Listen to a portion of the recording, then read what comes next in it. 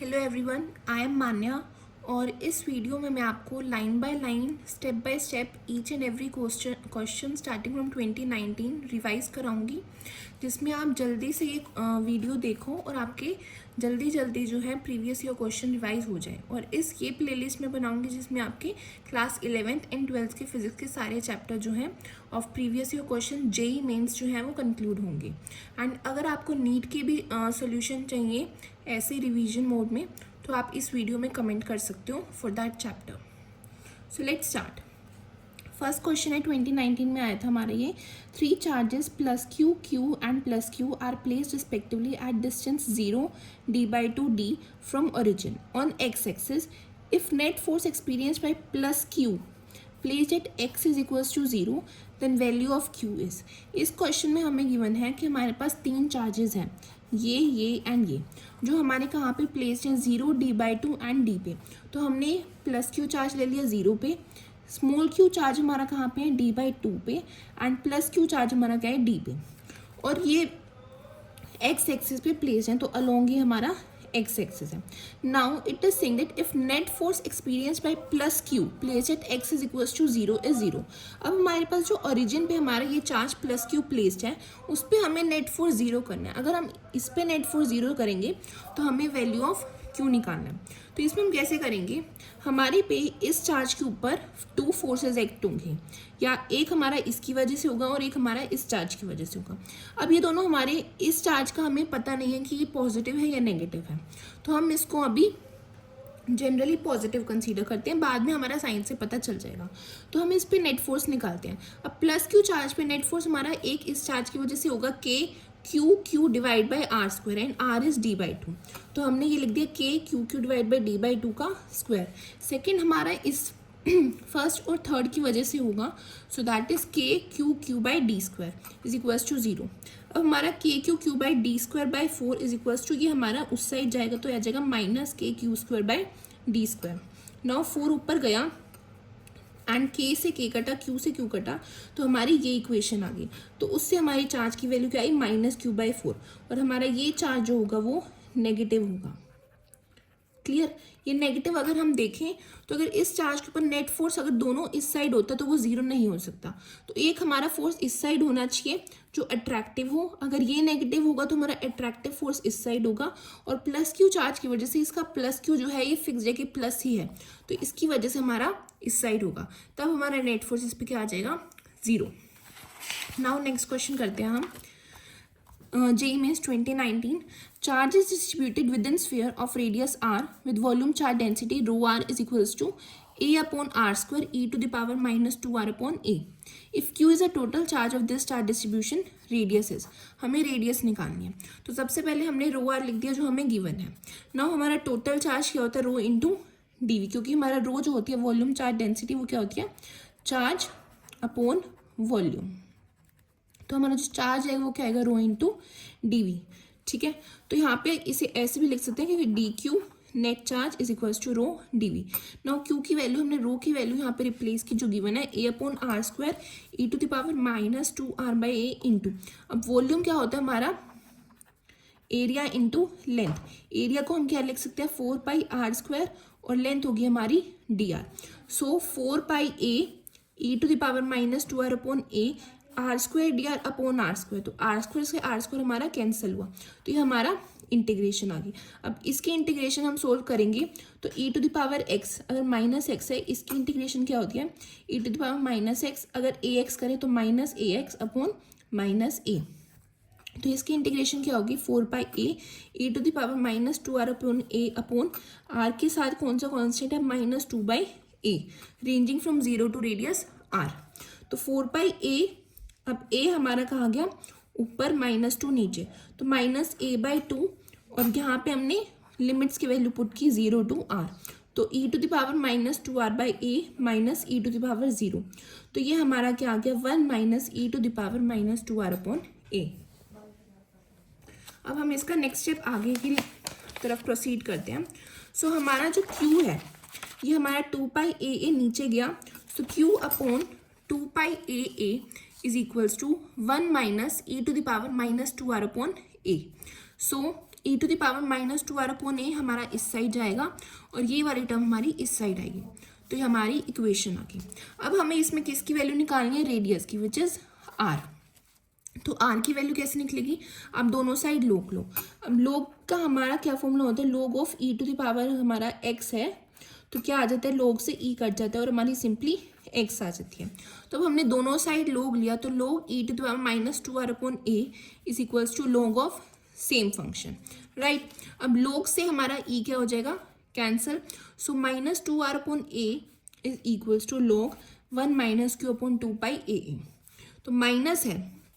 अब क्या करेंगे हम, अगर इसका माइनस होता है, log की पावर कुछ माइनस है, लेट से n टू द पावर -1, तो हो जाता है log 1/n।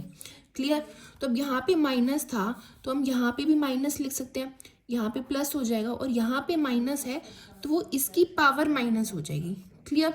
So 2r/a is equals to log 1/1 - q/2π आ जाएगा। ठीक है। So r is equals to a/2 log 1/this। तो ये आपका क्या आ गया, आंसर। ठीक है, a/2 log 1 - q/2π। अब आप क्वेश्चन में से चेक कर लो, आई थिंक इसका फर्स्ट होगा, बाकी आप मैच कर लेना। Clear. Now question number 3 JEE Mains 2019।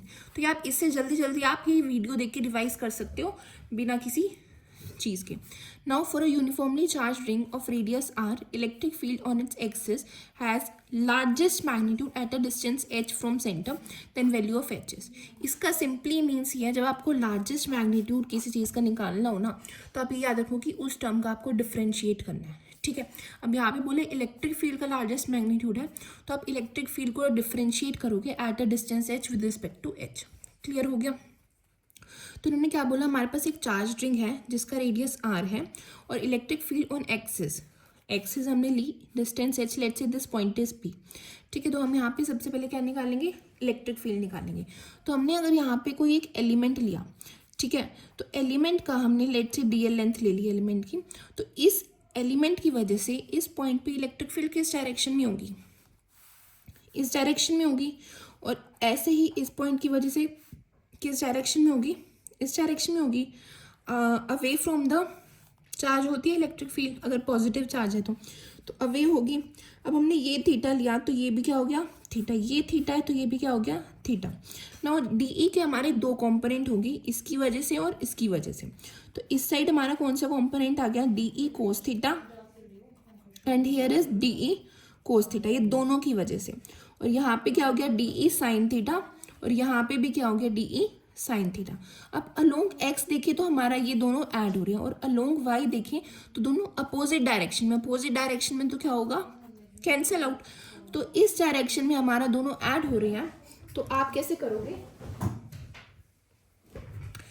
2 cos theta, right. Now हमें निकालना डी क्या होगा और कोस थीटा क्या होगा। हमारा डी क्या होता है, KQ/r²। इस एलिमेंट में हमने लेट से चार्ज हमारा DQ है, तो क्या होगा, KDQ/ डिस्टेंस। बच्चे क्या करते हैं, ये डिस्टेंस ले लेते हैं, ये डिस्टेंस नहीं होगा, आपको चार्ज से उस पॉइंट तक का डिस्टेंस लेना है। तो क्या डिस्टेंस होगा, वो r² + h² का रूट, अगर आप पाइथागोरस से देखो। और ये भी हमारा क्या डिस्टेंस होगा, r² + h² का रूट। क्लियर। तो ये हो जाएगा 2KQ/r² + h² का होल स्क्वायर होता है। इलेक्ट्रिक फील्ड जो हमारी होती है वो क्या होती है, KQ/r² होती है ना, तो इसका स्क्वायर, रूट का स्क्वायर करोगे डायरेक्ट वो आ जाएगा। नाउ कोस थीटा हमारा क्या होता है, बेस अपॉन हाइपोटेन्यूज। तो इस केस में आप इस ट्रायंगल में अगर कोस थीटा देखोगे तो बेस हमारा क्या है, h, और हाइपोटेन्यूज क्या है हमारा, √r² + h²। तो आपने लिख दिया √r² + h²। तो K2 और h हमारा कांस्टेंट, DQ हम लें अगर r² + h² की पावर 3/2 भी कांस्टेंट। अब हमें DQ जो है इंटीग्रेशन करें, पूरे पे हमारा कितना चार्ज गिवन था, Q, लेट से हमारा Q चार्ज है, तो DQ का इंटीग्रेशन क्या आ गया, Q। तो ये हमारी फर्स्ट इक्वेशन बन गई, नेट इलेक्ट्रिक फील्ड। अब उन्होंने बोला लार्जेस्ट मैग्नीट्यूड चाहिए, लार्जेस्ट मैग्नीट्यूड के लिए क्या करेंगे, हम इलेक्ट्रिक फील्ड को डिफ्रेंशिएट करेंगे। In order to have largest magnitude हम इलेक्ट्रिक फील्ड को क्या करते हैं, डिफ्रेंशिएट। तो हमने सेम इलेक्ट्रिक फील्ड को डिफरेंशिएट किया। 2k/q हमारा उस साइड जाके 0 हो जाएगा, इट डजेंट मैटर आपकी वहाँ पे कोई भी कांस्टेंट वैल्यू। तो मेनली हमें डिफरेंशिएट करना है h/r² + h²3/2। ये आपको डिवीजन रूल जो है डिफरेंशिएशन का पता होगा।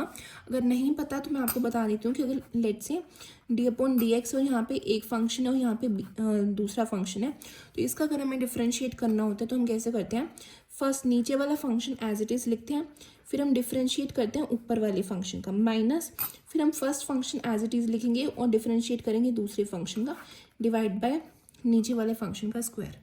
क्लियर। तो जब आप यहाँ पे एक हमारा ये फंक्शन h हमने ले लिया a और ये हमारा जो नीचे वाला फंक्शन है वो लेट से b है, तो इसका आप डिफरेंशिएट करोगे तो कैसे आएगा, first function as it is r² + h²3/2, h का विद रिस्पेक्ट टू h क्या होगा डिफरेंशिएशन 1 माइनस, अब इसका हमें डिफरेंशिएट करना है, सो 3/2 -1 होगा, तो r² + h² 1/2 इंटू 2h, ठीक है, h² के रिस्पेक्ट में 2h is equals to 0। Clear हो गया। तो यहाँ पे आ गया r² + h² 3/2 और 2 से 2 कैंसिल हो गया, तो ये बच गया 3h²। ये अब आपने क्या करना है, ये पावर 1/2 है, ये पावर 3/2 है, तो ये उस साइड डिवाइड जाएगा, तो 3/2 - 1/2 क्या हो जाएगा 2/2 विच मीन्स 1, तो पावर इसकी 1 बचेगी इज इक्वल्स टू 3h²।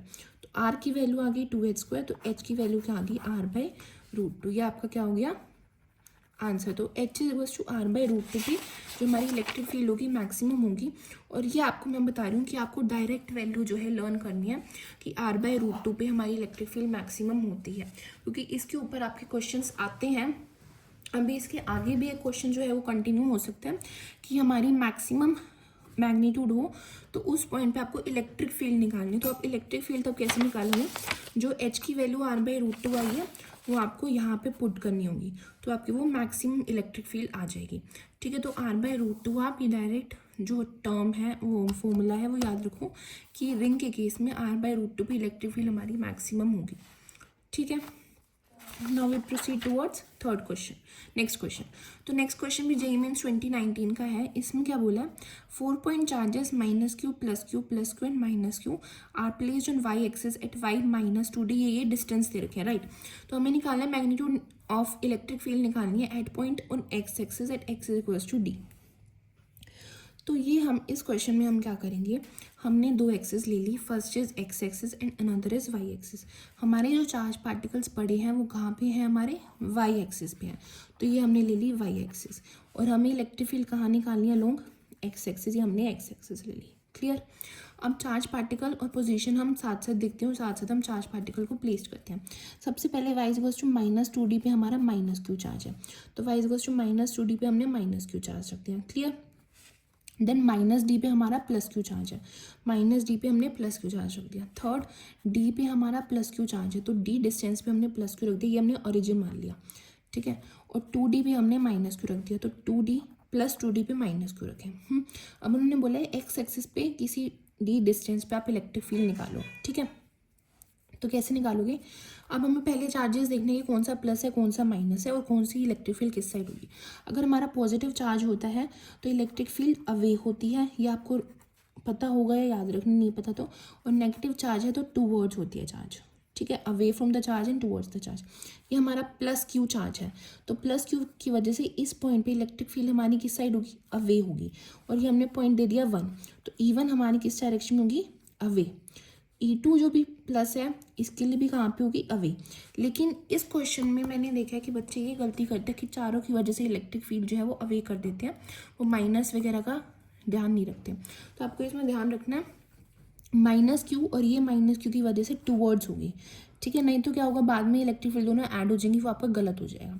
तो इसमें अवे हो जाएगी, इसमें टूवर्ड्स और इसमें अवे।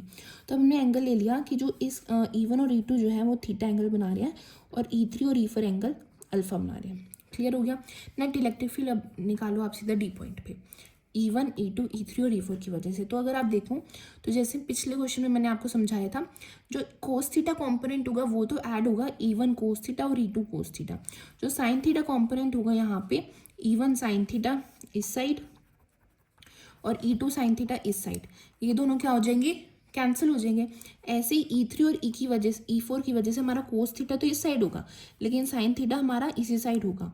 अब E4 साइन अल्फा इस साइड हो गया और E3 साइन अल्फा इस साइड हो गया।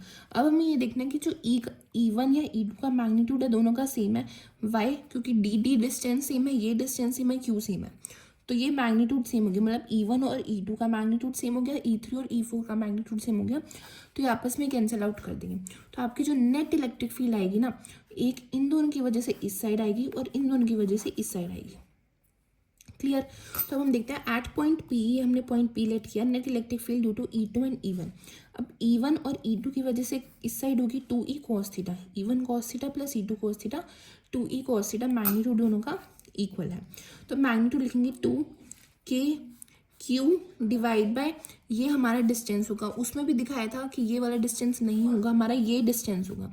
अब ये हमारा क्या है? Capital D. ये हमारा क्या है? Small D.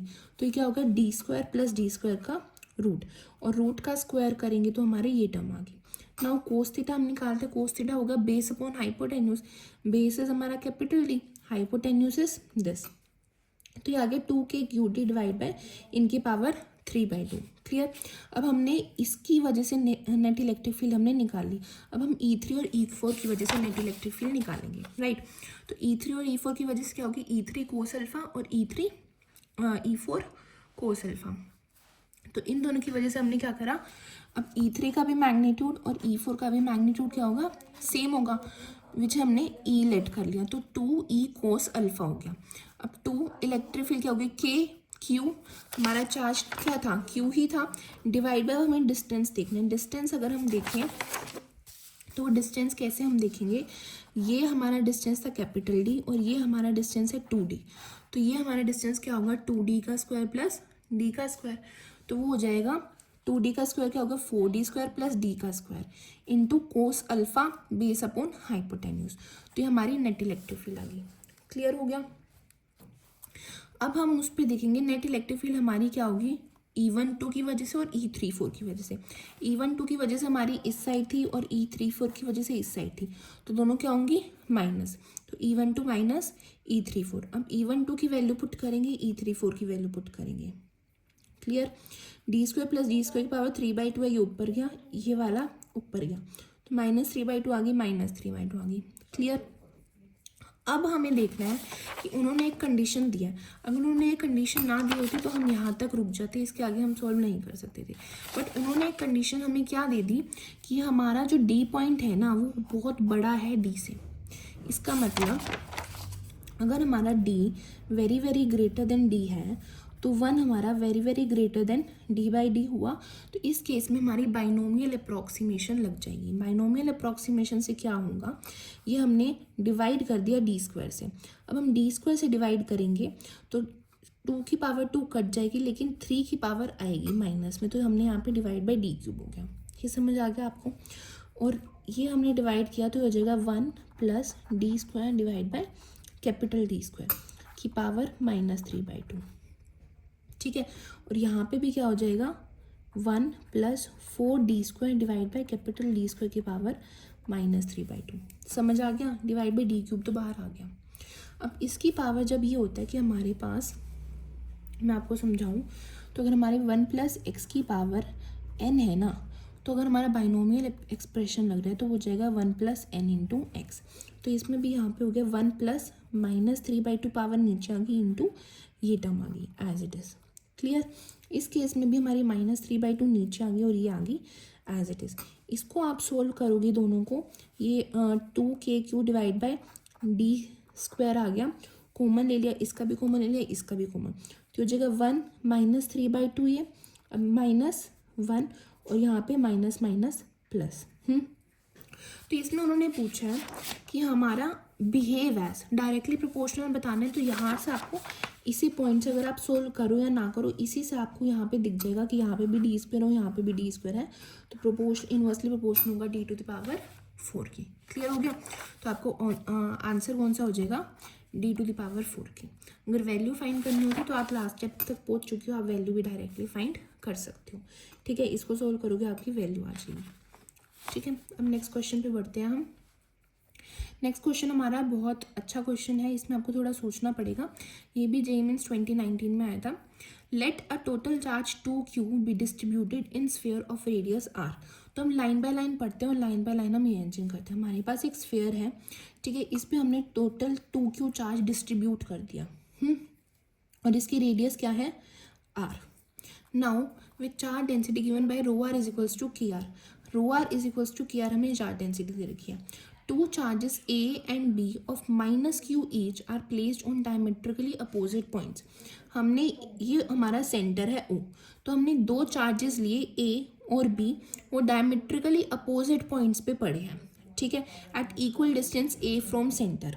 तो हमने पहले ये देखना है कि वो A जो है वो अंदर होगा हमारा, और दोनों का इक्वल डिस्टेंस होगा सेंटर से। बाहर होगा तो उसका तो कुछ मतलब ही नहीं है, ठीक है। If A and B do not experience any force, तो हमें बताना है। तो ये क्वेश्चन हम समझते हैं कि पहले इस क्वेश्चन में है क्या। हमारे पास एक स्फीयर है, उसके ऊपर हमारा 2q चार्ज यूनिफॉर्मली डिस्ट्रीब्यूटेड है। उसके अंदर भी हमने क्या करा, दो चार्ज रख दिए -q eight a distance a। और अब उन्होंने बोला है कि ये तुम्हारा जो भी हमने सिस्टम दे दिया, उसके बाद तुम a चार्ज जो है ना हमारा, इसके ऊपर नेट फोर्स हमारा 0 आए, ठीक है। तो हमें ए डिस्टेंस का जो भी प्रोपोर्शनल वगैरह निकालना है वो निकालना है। मतलब हमें इस केस में अल्टीमेटली करना क्या है, हमें ए चार्ज के ऊपर नेट फोर्स 0 करना है, उसके बाद जो हमारा निकलेगा। तो ए के ऊपर आप नेट फोर्स 0 कैसे करोगे। पहले हम देखेंगे कि ए के ऊपर फोर्सेस जो है एक्ट कौन कौन से कर रहे हैं। सबसे पहला जो फोर्स हम देखेंगे, ए के ऊपर कौन सा एक्ट कर रहा होगा बेटा, हमारे पास B है, A है, -q चार्ज है, -q चार्ज है। तो इन दोनों की वजह से आपस में कौन सा फोर्स होगा, कोलम्बिक फोर्स होगा, ठीक है।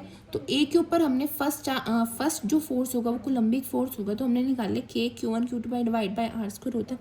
तो K Q डिवाइड बाय, अब दोनों का डिस्टेंस उन्होंने बोला कि सेंटर से इक्वल डिस्टेंस A पे हैं दोनों, तो मतलब आपस में कितना डिस्टेंस हो गया, ये A और ये A, 2A का स्क्वायर, तो KQ² बाय 4A का स्क्वायर आ गया। Clear. Now given total charge on sphere 2q। अब हमें टोटल चार्ज 2q गिवन है और चार्ज डेंसिटी रो आर है। तो सबसे पहले हम क्या करेंगे, हमारा फॉर्मूला क्या होता है, Q is equals to Q net on sphere is equals to rho d. तो Q नेट हमारा 2q गिवन है, तो रो की वैल्यू हमने क्या करी, रो की वैल्यू है KR, तो KR इंटू DV क्या होता है, सरफेस एरिया इंटू लेंथ, तो 4πr² इंटू DR। तो के कांस्टेंट है, 4π कांस्टेंट है, तो r³ dr आ गया, इंटीग्रेशन ऑफ r³ dr आ गया। और r³ dr का इंटीग्रेशन क्या होता है, r⁴/4। तो r⁴/4 0 to r। Clear. Now तो हमने r⁴/4 की वैल्यू हमने लिख दी। सो 2q इज इक्वल्स टू हमारा ये आ गया। तो उससे हम k की वैल्यू निकालेंगे, क्या है k की वैल्यू हमारी ये आ जाएगी, 2q divide by πr⁴। Now assume the Gaussian surface of a radius a around charge at a to find the net charge includes. अब हमने क्या किया, हमने इलेक्ट्रोस्टैटिक इनका जो आपस की इंट्रैक्शन है वो निकाल दी, बट स्फीयर के ऊपर भी तो कुछ चार्ज है। तो ये अब इसके अराउंड हमें गॉसियन सरफेस देखेंगे और उसमें देखेंगे कि कितना चार्ज इनक्लोज है, तो वो चार्ज और इस चार्ज के बीच में इंट्रैक्शन होगी वो निकालेंगे, ठीक है। तो ये क्या हुआ कि हमने एक गॉसियन सरफेस ले लिया, ये हमारा ए चार्ज है और इसके अराउंड हमने गॉसियन सरफेस ले लिया जिसका रेडियस ए है, ठीक है। और उस गॉसियन सरफेस के अंदर हम निकाल रहे हैं कि कितना चार्ज एनक्लोज है। Clear. So Q is equals to integration of rho dv होता है, अभी हमने पढ़ा रो की वैल्यू KR है, dv की वैल्यू क्या होगी 4πr² dr। और 4πr² हम गॉसियन सरफेस A है तो हम 0 to a लेंगे इसके लिमिट। K की वैल्यू अभी हमने फाइंड किया 2q divide by this into R into 4πr² dr। Clear हो गया बेटा। तो इसमें जो कांस्टेंट आपने बाहर निकाल दी तो आपकी ये लिमिट आ गई, और इसको जब आप इंटीग्रेट करोगे तो आपका उस चार्ज डिस्ट्रीब्यूशन में इस एरिया में आपका नेट चार्ज जो है वो ये आ गया, ठीक है। So electric field in that region, अब इस रीजन में इन चार्ज की वजह से इलेक्ट्रिक फील्ड क्या होगी, वो आप गॉस लॉ से निकालोगे। तो by Gauss law e dot d s is to q upon epsilon naught e dot, अब डी एस हमारा 4πa² होगा, क्यू हमारा नेट चार्ज हमारा क्या आया है this one upon epsilon not. तो इलेक्ट्रिक फील्ड आ गई आपकी इस रीजन में। अब ये इलेक्ट्रिक फील्ड जो है वो आपका चार्ज जो ए पे पड़ा है माइनस क्यू उस पर एग्जर्ट होगी और उन दोनों के बीच में हमारा फोर्स निकलेगा। तो हमारा F2 जो फोर्स होगा उस चार्ज की वजह से जो इलेक्ट्रिक फील्ड क्रिएट हुई थी उस स्पेस में, उसकी वजह से हमारा क्या निकलेगा F is equals to q into E. ये आपको समझ आया क्वेश्चन? अगर मतलब समझ नहीं आया तो आप कमेंट करना कि इसमें एक्सप्लेनेशन प्रॉपर नहीं है। तो जब मैं इसका पार्ट 2 बनाऊंगी तो उसमें आपको इस क्वेश्चन की फिर से एक्सप्लेनेशन दूंगी कि फोर्स क्या हुआ। बट अभी मैंने आपको क्या बताया इस केस में कि हमारे पास एक स्फीयर है, स्फीयर में हमारा नेट चार्ज 2q और इन ये भी चार्ज है। तो पहला जो फोर्स होगा उसके ऊपर कोलम्बिक फोर्स होगा, दूसरा जो फोर्स इस पर लेट करेगा ताकि वो ज़ीरो हो जाए, दूसरा तो चाहिए होगा कि नेट फोर्स इस पर ज़ीरो हो, तो ज़ीरो की वजह से जो ये चार्ज है ना वो भी इस पर एग्जर्ट होगा, बट टोटल चार्ज नहीं होगा 2q एग्जर्ट। इसमें हम जो गॉसियन सरफेस जिस सरफेस का इस पे इन्फ्लुएंस होगा उसमें चार्ज निकालेंगे और उसकी वजह से इलेक्ट्रिक फील्ड आएगी इसके ऊपर और उस इलेक्ट्रिक फील्ड की वजह से इसके ऊपर फोर्स लगेगा। क्लियर? तो हमने फोर्स निकाला जो उसकी इलेक्ट्रिक फील्ड की वजह से लगेगा, क्यों हमारा जो ए पॉइंट पे माइनस क्यू निकाल दिया इनटू इलेक्ट्रिक फील्ड जो हमारी आई थी वो पुट कर दी। तो हमारे पास ये जो F1 चार्ज है ये F2 चार्ज है। F2 चार्ज कौन सा है जो हमने ये निकाला वो अट्रैक्टिव होगा और F1 चार्ज हमारा कौन सा था कोलम्बिक फोर्स। तो हमें नेट इलेक्ट्रिक फील्ड हमें उस पर नेट फोर्स जो है उस पर ज़ीरो चाहिए, तो F1 is equals to F2 होगा। तो उससे हमारी जो पहला फोर्स आया था आपने वो भी वैल्यू पुट की KQ² divide by 4a² this, और जो हमारा दूसरा फोर्स आया आपने वो भी वैल्यू पुट की। तो हम इसमें अल्टीमेटली किसकी वैल्यू निकालनी है ए की, जो उन्होंने पूछी है। तो आप जब इसको सॉल्व करोगे और इंटरचेंज करोगे तो आपकी ए की वैल्यू आ जाएगी this one. Got it? Now let us move on next question. Next question क्या है? जेईई मेंस 2019 में नेक्स्ट क्वेश्चन क्या आया था? An electric field of 1000 volt per metre is apply to an electric dipole. Electric field की क्या value है? 1000 volt per metre. हमारे इलेक्ट्रिक डाइपोल पे लगे at an angle of 45 degree. Theta हमें क्या दे रखे? 45 degree. Value of electric dipole movement 10⁻⁻29 centimetre. तो ये हमारा थीटा गिवन है। क्लियर? सॉरी पी गिवन है डाइपोल मूवमेंट। तो हमें पोटेंशियल एनर्जी निकालनी है। हमें पोटेंशियल एनर्जी का फॉर्मूला पता है -PE cos थीटा। तो ये -29 सेंटीमीटर है तो मीटर में क्या होगी? -29 × 10⁻⁻2 मीटर। ये आपने पुट कर दी, ई की वैल्यू पुट कर दी। थीटा cos 45 हमारा क्या होता है? 1/√2। cos 45 की वैल्यू पुट कर दी तो आपका ये आंसर आ गया। डायरेक्ट ये फॉर्मूला बेस्ड क्वेश्चन आया था आपका जो इंटीजर टाइप होता है उसमें। ठीक है, MCQ में ही था। तो आपकी ये वाली आंसर हो गया। नाउ नेक्स्ट क्वेश्चन भी बहुत इजी है और ये क्वेश्चन इस तरीके के क्वेश्चन बहुत आते हैं आपके, चाहे जेईई मेंस हो या नीट में हो। तो इस तरीके के क्वेश्चन की मैं आपको बताती हूँ कि करना कैसे होता है। ठीक है, तो फिर आप कहीं भी नहीं अड़ोगे। इसमें क्या है? Determine the electric dipole moment of the system of 3 charges placed on the vertices. तो इसमें मेनली ये है कि हमको एक ट्रायंगल गिवन होता है। ट्रायंगल की जगह आपको स्क्वायर भी दे सकते हैं, रेक्टेंगल भी दे सकते हैं, कुछ भी दे सकते हैं, कोई भी शेप दे सकते हैं, पॉलीगन कुछ भी दे सकते हैं। और उसमें आपको नेट डाइपोल मोमेंट निकालना होगा। तो नेट डाइपोल मोमेंट आप कैसे निकालते हो? सबसे पहले आप जितने भी चार्जेस हैं ना, अगर ट्रायंगल है तो 3 होंगे, स्क्वायर है तो 4 होंगे, और कोई शेप है तो जितने भी होंगे, तो आप पहले उसे वेक्टर फॉर्म में लिखो। ठीक है, तो सबसे पहले आप जब उसे वेक्टर फॉर्म में लिखोगे तो आपके जो इंडिविजुअल जितने चार्जेस हैं उनकी वजह से सबके P1 P2 P3 P4 जितने भी हैं वो लिखो। तो यहाँ पे 3 है, हमने 3 लिख दिए। अब आप इनको क्या दो? कोऑर्डिनेट्स दो। ठीक है, एक को आप ओरिजिन लेट करो। तो यहाँ पे हमने लेट से ये 0 0 ओरिजिन है। ये हमें इक्विलेटरल ट्रायंगल गिवन है तो ये L हो गया। तो ये हमारा क्या पॉइंट हो गया? L,0।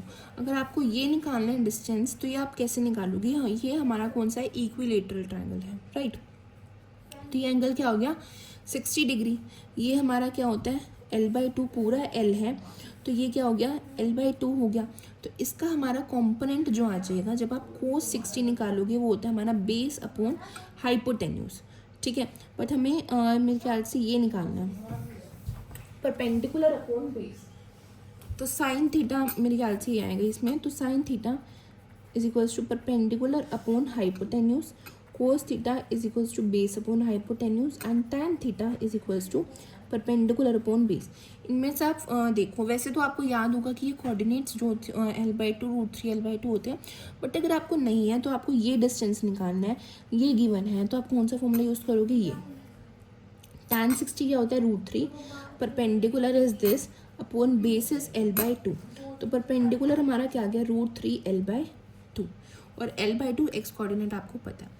तो आप इंडिविजुअली चार्ज लिखो, क्योंकि हमारा Q डॉट D होता है अगर आप डाइपोल मोमेंट लिखो, ठीक है। तो इंडिविजुअली चार्ज लिखो, ओरिजिन पे क्या है Q और 0 i cap 0 j cap, plus P2 हमारा ये चार्ज गिवन है, यहाँ पे भी हमारा क्या है प्लस Q, तो plus Q L i cap plus 0 j cap, और दूसरा क्या है यहाँ पे -2Q चार्ज है, तो -2Q L/2 i cap plus √3 L/2 j cap. इसको आप सोल्व करोगे, वेक्टर में ही सोल्व करना है आपको, तो वेक्टर में आगे कई बार होता है कि आपको नेट निकालना है।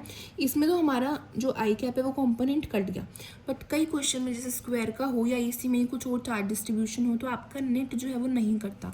तो उस केस में आप कैसे निकालोगे, इसका मैग्नीट्यूड लोगे आई कैप वाले का, तो पी एक्स का स्क्वायर प्लस पी वाई का स्क्वायर का रूट, और अगर जेड में भी है तो पी जेड का स्क्वायर। फॉर एग्जाम्पल क्यूब दिया होता है, चार्ज डिस्ट्रीब्यूशन है कुछ भी, क्यूब तो बहुत कॉम्प्लेक्स हो जाएगा, स्क्वायर रेक्टेंगल ये सब भी आते हैं, तो उस केस में आप नेट डाइपोल मोमेंट ऐसे वेक्टर सम करके निकालोगे। तो इस केस में आपका आंसर आ गया ये। नाउ नेक्स्ट क्वेश्चन, तो ये 2019 के हमने कंप्लीट कर दिए हैं प्रीवियस ईयर क्वेश्चन जो भी थे। तो इस वीडियो में मैंने आपको 2019 के सारे कवर करा दिए क्वेश्चंस विद सॉल्यूशन।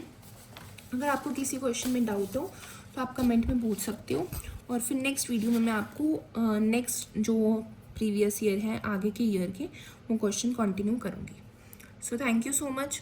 अगर आपको इसी तरह की वीडियोस देखनी है जिसमें आपके सारे प्रीवियस ईयर क्वेश्चन और जो भी टॉपिक्स हैं फिजिक्स के वो चाहे नीट हो या जेई हो उसकी हम कवर करें, तो इस चैनल को सब्सक्राइब करें एंड शेयर करें।